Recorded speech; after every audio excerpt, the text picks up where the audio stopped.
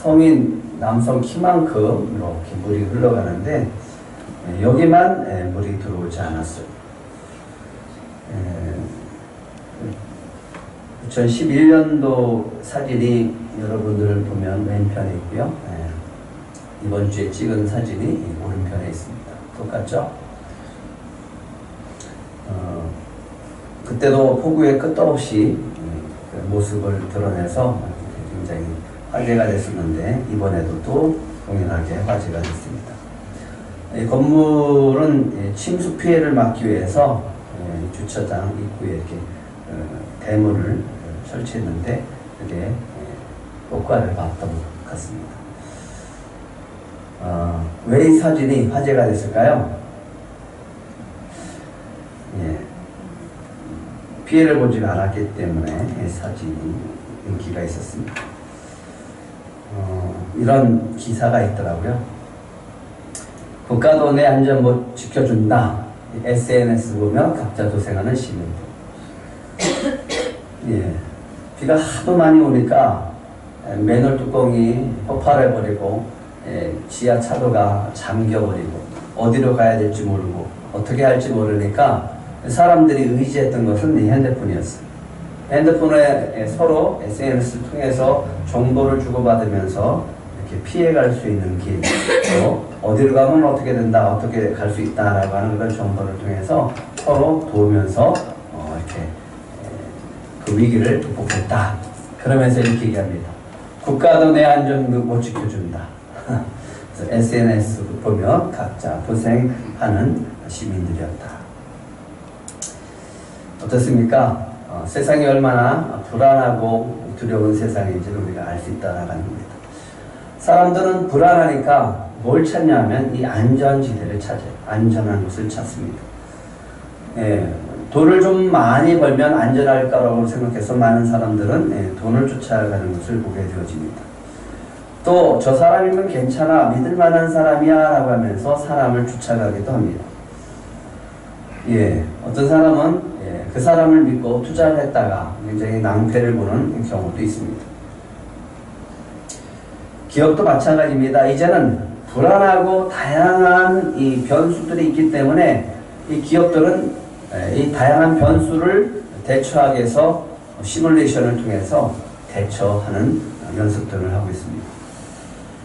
빅데이터로 예측을 합니다. 앞으로는 이렇게 될 거다, 저렇게 될 거다 라고 해도 우리는 그 대비를 제대로 못해서 어려움을 당할 때도 있고요. 이제는 이상기후라고 하는 것 때문에 다양한 재해를 받는데 너무 익숙해져 있습니다. 사람들은 그래서 더욱더 안전지대를 찾고 있습니다. 안전한 곳이 없을까? 안전한 곳이 없을까? 그런데 아무리 안전한 곳을 찾는다 해도 안전하지 못하다라고 하는 거죠. 우리에게는 안전지대가 있습니까? 없습니까? 우리에게는 안전지대가 있습니다. 시편 4장 7절부터 8절까지 한번 같이 읽겠습니다. 시작. 주께서 내 마음에 두신 기쁨은 그들의 곡식과 새포도주가 풍성할 때보다 더하나이다. 내가 평안히 눕고 자기도 하리니 나를 안전히 살게 하시는 이는 오직 여호와이시니라. 우리의 안전지대는 어디입니까? 주님 품 안에인 줄 믿으시기 바랍니다. 안전지대가 어디라고요? 주님 안이 가장 안전한 줄 믿으시기 바랍니다. 모세가 죽었습니다. 모세가 죽으니까 여호수아가 두려워하기 시작을 합니다. 그때 하나님께서 모세에게 명령하십니다. 여호수아 1장 2절부터 4절까지 우리 한번 같이 읽어볼까요? 시작. 내 종 모세가 죽었으니 이제 너는 이 모든 백성과 더불어 일어나 이 요단을 건너 내가 그들 곧 이스라엘 자손에게 주는 그 땅으로 가라. 내가 모세에게 말한 바와 같이 너희 발바닥으로 밟는 곳은 모두 내가 너에게 주었노니 곧 광야와 이 레바논에서부터 큰 강 곧 유브라데 강까지 해쪽 속에 온 땅과 또 해지는 쪽 대까지 너희 용토가 되리라. 하나님께서 말씀하십니다. 여호수아에게 명령하십니다. 이제 가나안 땅으로 들어가라. 너희가 들어가서 발로 받는 땅마다 다 너희 것으로 줄 것이다 라고 약속하십니다. 예, 이 명령을 받고 이 여호수아는 두 정탐꾼을 보냅니다. 그 땅과 여리고가 어떤지 좀 엿보고 와라. 그래서 두 정탐꾼을 보내게 되어집니다. 정탐꾼이 들어간 곳은 라합의 집이었습니다. 기생 라합의 집에 들어가서 유숙하게 되어집니다. 그런데 정탐꾼이 라합에 들어갔다라고 하는 이 소식이 금방 여리고 왕에게 전달되어집니다. 왕은 군사를 시켜서 잡아오게 하죠. 군사를 보냈을 때 군사가 라합의 집에 왔을 때는 이미 이 정탐꾼들이 사라지고 없었습니다. 누가 정보가 빨라요? 라합이 훨씬 정보가 빠릅니다. 고대에도 이 정보 전쟁이었죠. 왕의 정보보다, 왕이 받는 정보보다 라합의 정보력이 더 뛰어난 것을 보게 되었습니다. 군사가 들이닥쳤어요. 그러니까 정탐꾼 어디 갔냐? 라고 추궁하니까 여기 오긴 했지만 나는 그들이 어디서 왔는지 또 어디로 갔는지 잘 모릅니다. 날이 어두워져서 성문 닫을 때쯤 떠났는데 어디로 갔는지 모르겠습니다. 빨리 뒤쫓아가면 어쩌면 붙잡을 수 있을 겁니다. 그러니까 라합의 얘기를 듣고서 군사는 뒤쫓기 시작을 합니다. 라합이 뭐 한 거예요? 거짓말합니다. 라합이 거짓말했습니다. 만약에 라합이 이 거짓말이 들통이 나면 어떻게 될까요? 잘못하면 죽임을 당할 수 있는 상황입니다. 라합이 정탐꾼을 숨겨둔 것이 발각되면 라합뿐만 아니라 라합에 있는 온 가족도 죽임을 당할 수 있는 그런 위험한 상황이었습니다. 모두 정탐꾼까지 모두 다 죽임을 당할 수 있는 위험한 상황이었어요. 그런데 왜 라합은 거짓말했을까요? 들통나면 모든 사람들이 위험에 처하고 죽임을 당할 수 있는데 왜 라합은 정탐꾼을 숨겨줬다라고 그렇게 고백하지 않았을까? 왜 거짓말했을까라고 하는 것. 그는 더 큰 두려움이 있었기 때문에 그렇습니다. 여리고 왕보다 더 큰 두려움이 그에게 있었어요. 왕에게 끌려가서 죽는 것보다 더 큰 두려움이 그에게 있었습니다. 그 더 큰 두려움은 뭘까요? 이스라엘, 그들이 믿는 하나님. 이스라엘의 하나님이 더 큰 두려움입니다. 이스라엘의 하나님이 이스라엘 백성을 가나안 땅으로 들어오게 하면 여리고 성은 무너질 뿐만 아니라 모든 가족들은 다 죽임을 당할 것이다 라고 하는 것을 라합은 잘 알고 있었습니다. 누가 두려운 거예요? 바로 이스라엘의 하나님이 두려워요. 여리고 왕에게 들켜서 죽임당하는 것보다 이스라엘 백성에게 죽임당하는 것이 더 큰 두려움이었다라고 하는 겁니다. 자기뿐만 아니라 온 세상이 다 멸망당할 것을 알고 있기 때문에 이 라합은 거짓말하게 되어진 겁니다. 뭐라고 거짓말하고 난 다음에 이 정탐꾼에게 뭐라고 요구하냐면 이렇게 얘기합니다. 9절부터 11절까지 한번 같이 읽어보겠습니다. 시작. 말하되 여호와께서 이 땅을 너에게 주신 줄을 내가 아노라. 우리가 너희를 심히 두려워하고 이 땅 주민들이 다 너희 앞에서 간담이 높나니 이는 너희가 애굽에서 나올 때 여호와께서 너희 앞에서 홍해물을 마르시게 한 일과 너희가 요단 저쪽에 있는 아모리 사람의 두 왕 시온과 오게 행한 일 곧 그들을 전멸시킨 일을 우리가 들었습니다. 우리가 듣자 곧 마음이 녹았고 너희로 말미암아 사람이 정신을 잃었나니 너희의 하나님 여호와는 위로는 하늘에서도 아래로는 땅에서도 하나님이시니라. 예, 라합이 이런 고백합니다. 라합이 이런 고백을 해요. 이런 두려움 속에서 우리는 이미 다 간단히 녹아버렸다라고 하는 거예요. 이미 우리는 다 두려워 떨고 있다라고 하는 거예요. 너희들이 저 출애굽을 할 때부터 우리는 벌써 간담이 녹았다. 그리고 저 요단 동편에서 두 왕을 쳐서 전멸시킬 때 우리는 그 소식을 듣고 이미 간담이 다 녹았다. 정신을 잃어버렸다. 우리는 안다. 너희의 하나님이 위로도 아래도 상천하지의 하나님이시라는 것을 잘 안다. 라고 합니다. 그런데 라합의 선택은 뭐였어요? 더 큰 두려움을 선택합니다. 오늘 내가 갖고 있는 두려움보다 더 큰 두려움을 선택한다라고 하는 거예요. 왜 그랬을까요? 피터 홀린스라고 하는 사람이 어웨이크라고 하는 책을 썼는데 이분이 이렇게 얘기합니다. 익숙함을 버리고 불편함을 선택하라. 익숙함을 버리고 불편함을 선택하라. 인생에서 이루고자 하는 모든 것은 안전지대 밖에 있다라고 주장합니다. 이러면서 이런 표를 제시합니다. 인생에서 이루고자 하는 모든 것은 안전지대 밖에 있다. 그러면서 안전지대, 학습지대, 공포지대가 있대요. 이 공포지대에 있을 때 두렵고 불안하고 무기력해진다. 또 학습지대에 있으면 흥미롭고 도전적이고 의욕적이다. 하지만 안전지대에 있으면 평안하고 안정적이고 쉽다라고 주장합니다. 이 안정을 느끼는 거 좋아요. 그런데 그 편안함이 오래 지속되면 어떤 일들이 벌어지냐면 노력하지 않는다라고 하는 거예요. 성장하지 않는다라고 하는 거예요. 게으르고 태만해질 수 있다라고 하는 겁니다. 그럴 때 필요한 것은 자극이다라고. 자극을 받는 겁니다. 자극이 없으면 야망이 사라지고 성과도 떨어진다라고 얘기합니다. 반면에 너무 지나친 또 자기를 몰아붙이게 되어지면 너무나 산만해지고 두려움이 커져서 성취율이 떨어지고 자칫 잘못하면 포기해버린다. 그러니까 적당한 자극이 필요하다라는 거죠. 중간지대가 있습니다. 이 중간지대는 걱정, 불안 상태라고 합니다.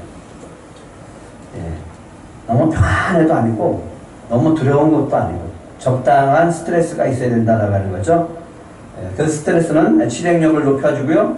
생산성도 높여준다라고 하면서 최대 성과도 얻을 수 있다라고 합니다.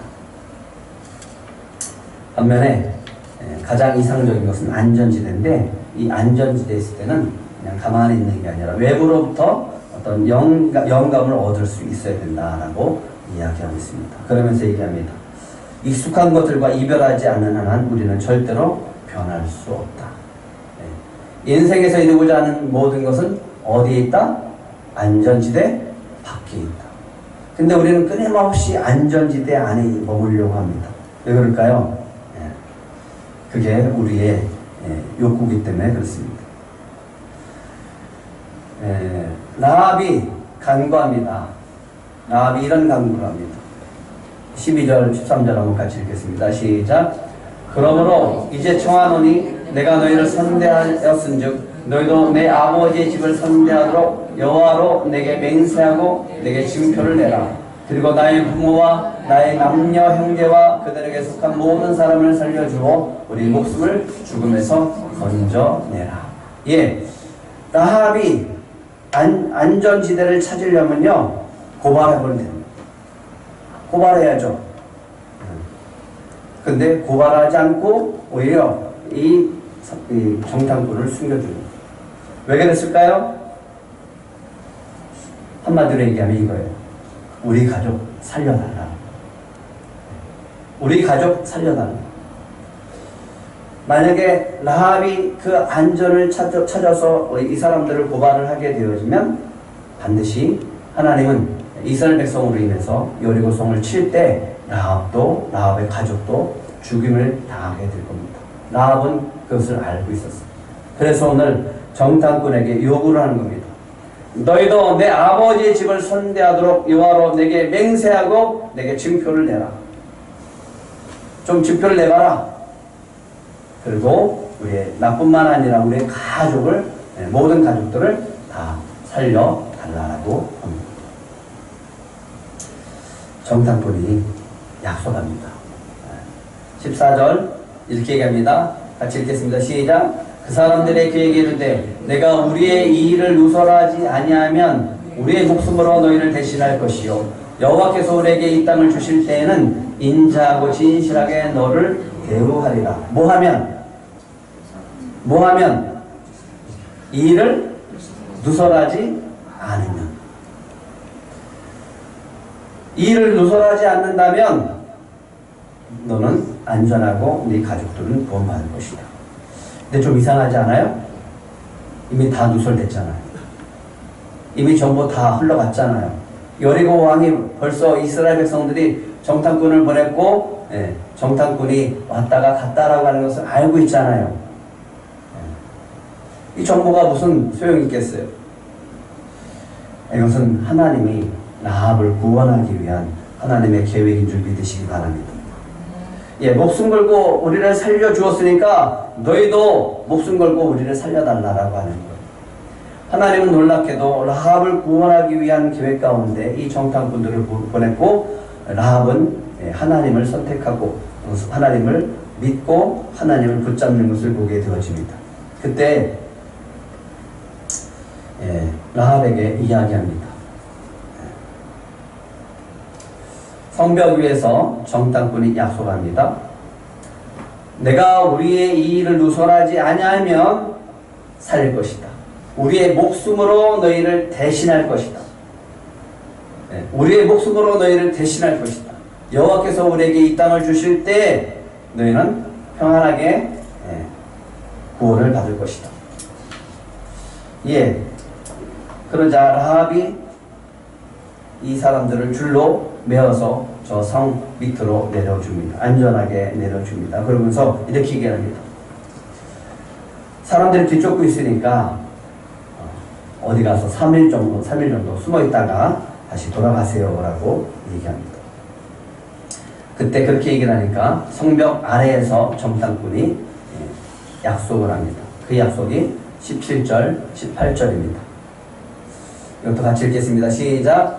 그 사람들이 그에게 이르되 내가 우리에게 서약하게 한 이 맹세에 대하여 우리가 허물이 없게 하리니 우리가 이 땅에 들어올 때에 우리를 달아내린 창문에 이 붉은 줄을 매고 내 부모와 형제와 내 아버지의 가족을 다 내 집에 모으라.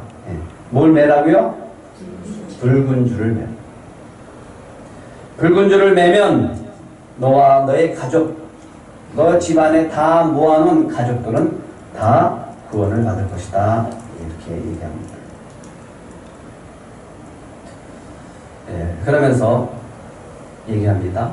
그런데 만약 누구든지 네 집 문 밖으로 나가면 그의 피가 그의 머리로 돌아갈 것이다. 죽어도 책임을 묻힌다라고 합니다. 그 허물은 우리에게 없다. 그러나 누구든지 너와 함께 집에 있는 자에게 손을 대면 그 피는 우리의 머리로 돌아올 것이다. 우리의 책임이다. 내가 우리의 이 일을 누설하면 내가 우리에게 서약하게 한 맹세에 대하여 우리에게 허물이 없을 것이다 라고 약속합니다. 그 다음에 라합이 어떻게 했을까요? 21절 라합이 이르되 너희의 말대로 할 것이다. 그리고 보내서 뭘 합니까? 곧바로 붉은 줄을 창문에 맵니다. 붉은 줄을 창문에 매는 이유는 뭘까요? 믿음입니다. 그 약속을 지키고 하나님이 자신을 구원하실 것이라고 하는 믿음으로 붉은 줄을 매는 겁니다. 워렌 버핏의 점심값이 어마어마해서 화제가 됐습니다. 이번에 마지막이라고 해서 낙찰가가 어마어마하게 뛰었습니다. 얼마였을 것 같습니까? 점심 한 번 같이 먹는다. 246억으로 낙찰됐습니다. 왜 많은 사람들은 이렇게 큰 돈, 어마어마한 돈을 주고서 이 사람과 점심을 먹으려고 할까? 조건이 있습니다. 다양한 주제에 대해서 이야기는 할 수 있습니다. 하지만 다음에 투자할 것에 대해서는 대화를 나눌 수 없습니다. 그런데도 경매에 낙찰이 됐습니다. 왜 그럴까요? 이 사람과의 그 예약의 속에서 많은 것들을 얻을 수 있기 때문에 그렇습니다. 246억보다 더 큰 유익을 얻을 수 있다는 믿음 때문에 이 사람들은 과감하게 투자하는 겁니다. 왜 그럴까요? 이분이 가장 안정적인 투자 방법을 알 수 있다. 이분에게 정보를 얻으면 가장 안정적으로 확실하게 이익을 얻을 수 있다라는 확신이 있기 때문에 그렇습니다. 네. 여러분들은 하나님의 말씀을 얼마나 믿고 계십니까? 세상은 안정적인 삶을 위해서 여러 가지 방법을 찾고 있어요. 그 방법을 찾아서 과감하게 투자합니다. 예. 하지만 언제나 그 예상 밖의 일들이 벌어지곤 합니다. 그런데도 과감하게 투자해요. 내 생각에 내 뜻대로 안 된다고 하는 것을 알면서도 사람들은 과감하게 투자합니다. 예. 그런데 이 말은 잘 안 믿어요. 워렌 버핏보다 더 가치 있는 것에 투자할 수 있다. 예. 안전하게 투자할 수 있다. 절대 손해보지 않는다. 예. 절대 약속 지키신다. 라고 해도 안 믿죠. 절대로 손해보지 않는 투자 방법이 있습니다. 어디에 투자하면 된다고요? 하나님 나라에. 믿으십니까? 안 믿는 것 같아요. 안 믿는 것 같아요. 사람들은요, 안 믿어요. 하나님 나라에 투자하면 절대로 손해보지 않는다라고 하는 주님의 말씀을 믿지 않아요. 하나님의 언약의 말씀은 절대로 지켜진다라고 하는 그 말씀도 믿지 않습니다. 믿으시기 바랍니다. 절대로 손해보지 않는 곳, 그것은 하나님 나라에 투자하는 곳이고요. 절대로 깨지지 않는 약속은 하나님의 언약인 줄 믿으시기 바랍니다. 라합이 그것을 믿고 붉은 줄을 매는 겁니다. 여러분들도 붉은 줄을 매시기 바랍니다. 붉은 줄이 뭘까요? 예, 십자가입니다. 믿음입니다. 예, 하나님과 맺는 언약의 줄이에요. 하나님, 내가 지키겠습니다. 주님께서 우리를 구원하실 줄 믿습니다. 죽음에서 온 가족을 구원하는 생명의 줄이에요. 안 믿겠습니까? 상처나지 하나님이 이스라엘의 하나님이 아니라 라합의 하나님이 되는 줄이에요. 나의 하나님이 되는 줄이에요. 이 줄을 안 매시겠습니까? 붉은 줄을 매시길 바랍니다. 네. 심각하게 느껴지지 않으면 매지 않아요. 믿지 않으면 매지 않아요. 하지만 매지 않으면 이스라엘 백성에게 의해서 멸망당할 수밖에 없습니다. 유대인들이 수천 년이 지났는데 아직도 지금도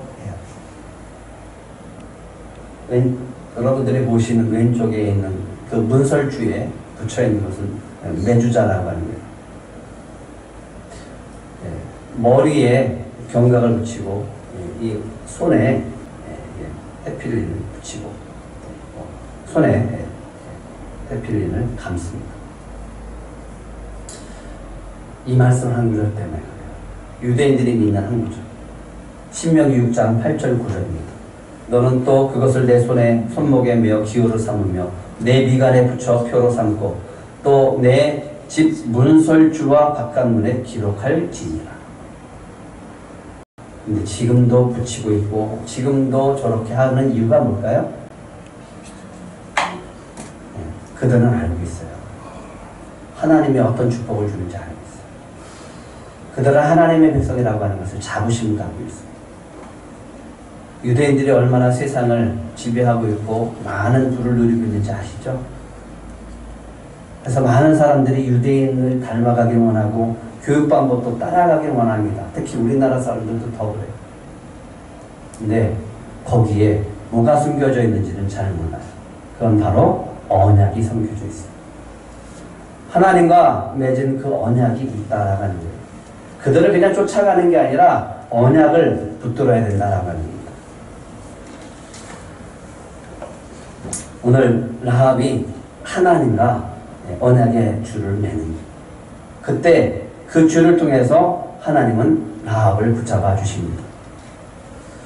우리에게 주님이 주시는 은혜가 있습니다. 이 말씀이 저와 여러분 안에 있기를 축복합니다. 이사야 49장 14절과 15절입니다. 같이 읽겠습니다. 시작. 오직 시온에 이르기를 여호와께서 나를 버리시며 주께서 나를 잊으셨다 하였거니와 여인이 어찌 그 젖먹는 자식을 잊겠으며 자기 태에서 난 아들을 긍휼히 여기지 않겠느냐.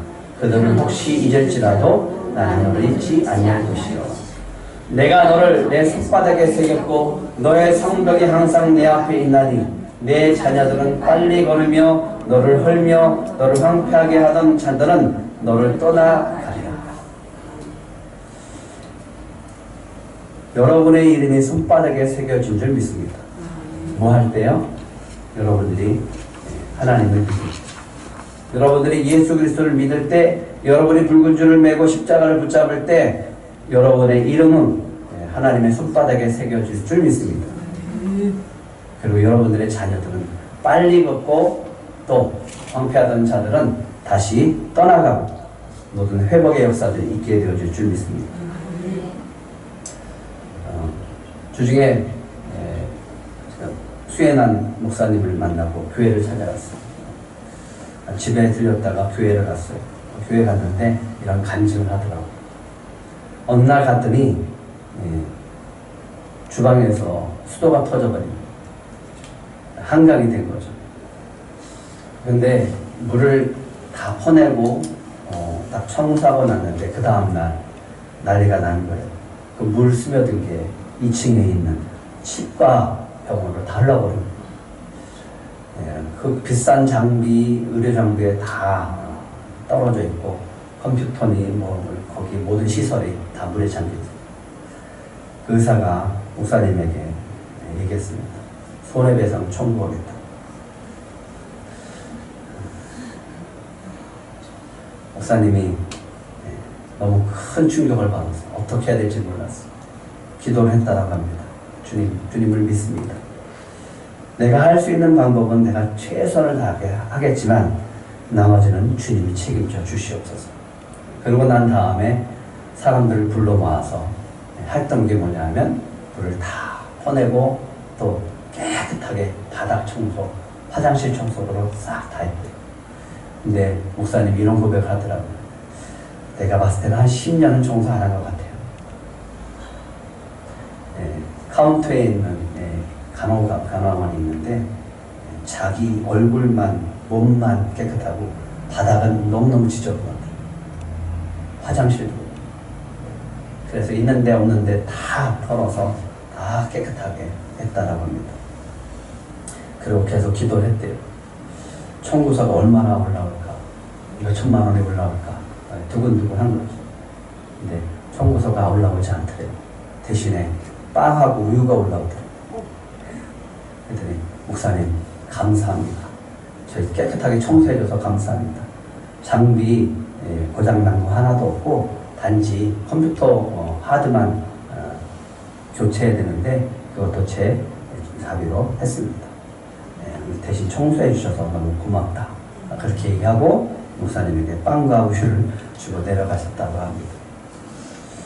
그 간증을 해요. 그러면서 이 믿음이 생겼대요. 이렇게 큰 어려움을 당할 때 자기는 믿는데요. 이 수혜를 당했지만 본인은 믿는데요.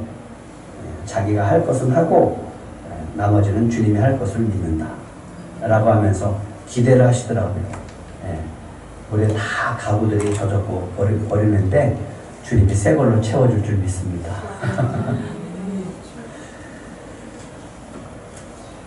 우리가 하는 방법은 우리가 할 수 있는 방법은 없어요.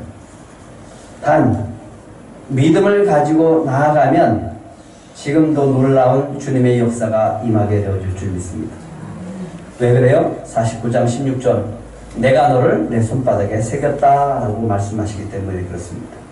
저와 여러분은 주님의 손바닥에 새겨진 줄 믿습니다. 정탐꾼이 돌아와서 보고합니다. 여호수아에게 보고합니다. 진실로 여호와께서 그 온 땅을 우리 손에 주셨으므로 그 땅의 모든 주민이 우리 앞에 간담이 눕도이다 하더라. 누구 얘기를 듣고서 그래요? 누구 얘기를 듣고서 오늘 정탐꾼이 여호수아에게 이런 보고를 합니까? 아까 라합이 얘기했잖아요. 라합이 얘기했잖아요. 정탐꾼이 가서 본 게 뭐가 있어요? 들키기만 했지. 도망다니기만 했지. 근데 유일하게 들었던 정보 하나가 있습니다. 그게 뭐냐면 라합이 한 말이에요. 당신들이 출애굽을 할 때부터 우리는 간담이 녹았다. 두 왕을 전멸할 때, 두 민족이 전멸당할 때 우리는 간담이 녹고 정신을 잃어버렸다.